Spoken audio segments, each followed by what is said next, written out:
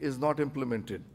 So we did look at our own data as to what should be considered as adequate axillary dissection, and we found that adequacy of axillary dissection should be different. If I was looking at a negative axilla, and adequacy of axillary dissection should be different if I was looking at a positive axilla. So looking at the technology that has already come in India, sentinel node biopsy, not all the places will have a sentinel node biopsy easily available. So we ran a study to look at in the same individual, in approximately 400 odd patients, we did a 4-node biopsy, which is a low-level dissection after having patient being injected with isotope and blue dye. We then looked at the sentinel node within these 4-node area, and if I were to do additional palpable nodes outside of blue and hot nodes, and then completed the axilla in them. And if I were to stick only to either blue or hot, the false negativity was approximately 27%. If I were to add 1 or 2 surrounding palpable nodes, once I have opened, these are not clinically palpable nodes. This is intraoperative finding as described in the NHS manual for UK, that we've looked at hot and blue nodes. In addition, whatever larger than a centimeter node in the vicinity of this area being removed, and the same 27.5 would reduce to 8.8, but in reality, I have actually done a 4-node biopsy.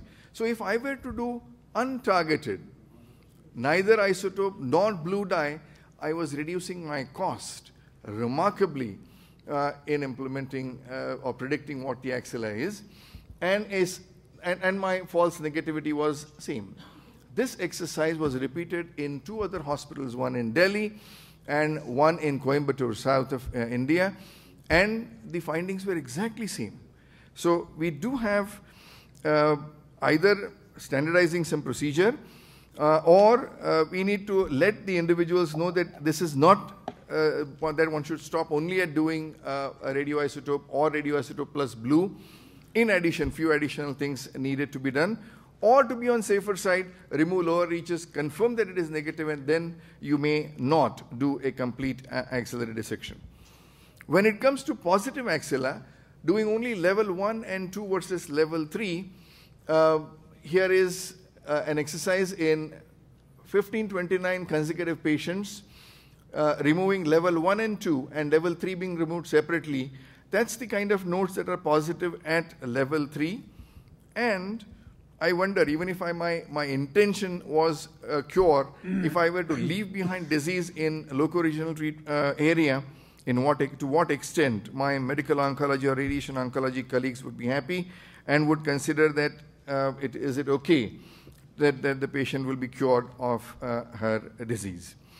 That's about optimizing quality. I would lastly touch upon, there are 3 or 4 nationally run studies looking at can we implement something easily at lowest of the cost and improve the outcomes. And this has essentially been derived from the kind of either chemotherapy or as recent as using Herceptin.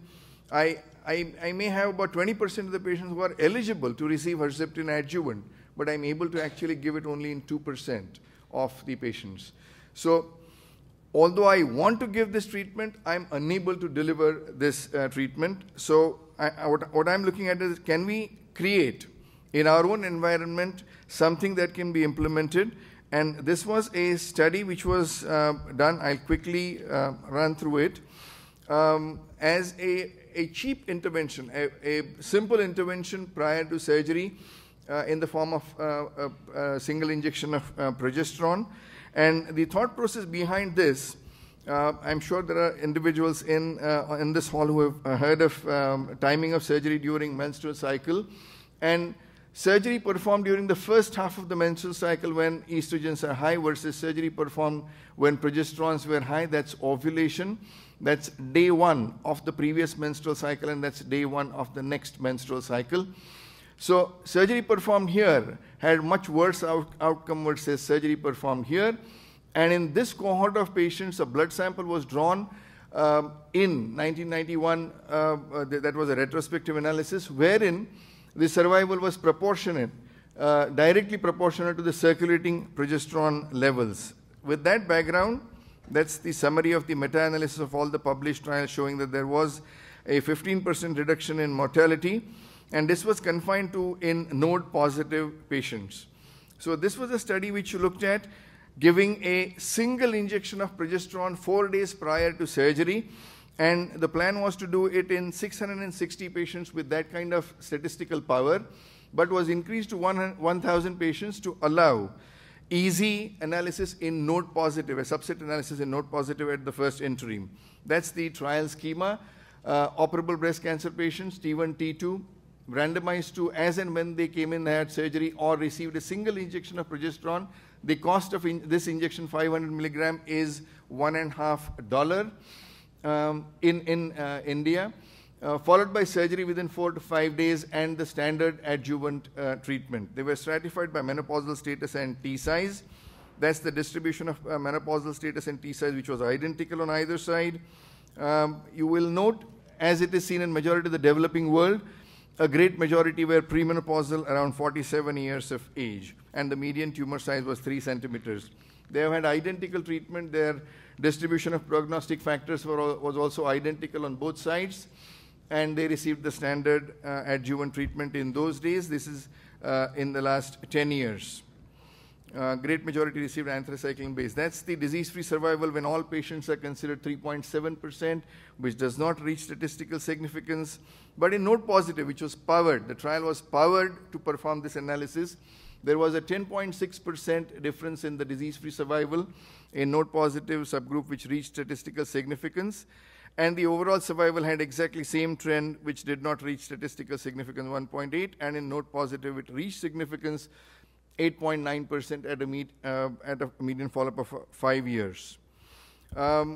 Intuitively, this should have been effective in ER/PR positive or hormone-sensitive tumors, but that's the subset analysis. Again, these are exploratory subset analysis. Whatever you saw earlier, then this was a planned analysis.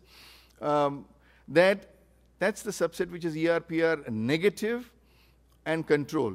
The rest of them are together. So the whole effect is in fact in ER/PR negative patients.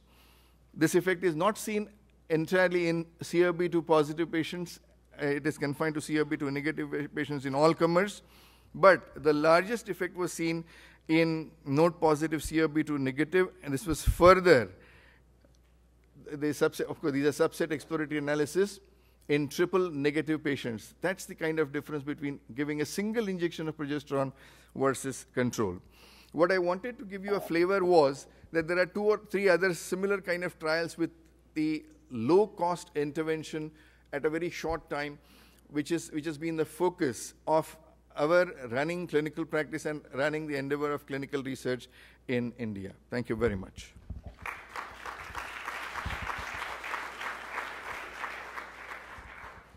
Do we take the questions at the end? Okay. Thank you very much, Dr. Badwe. We will defer questions till the end.